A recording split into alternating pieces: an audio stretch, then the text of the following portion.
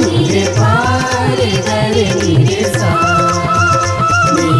जय हो गिरजा सुवन गणराज गजानंद लाज राखो, काटो कुमति कलेश हमार गजानंद लाज राखो।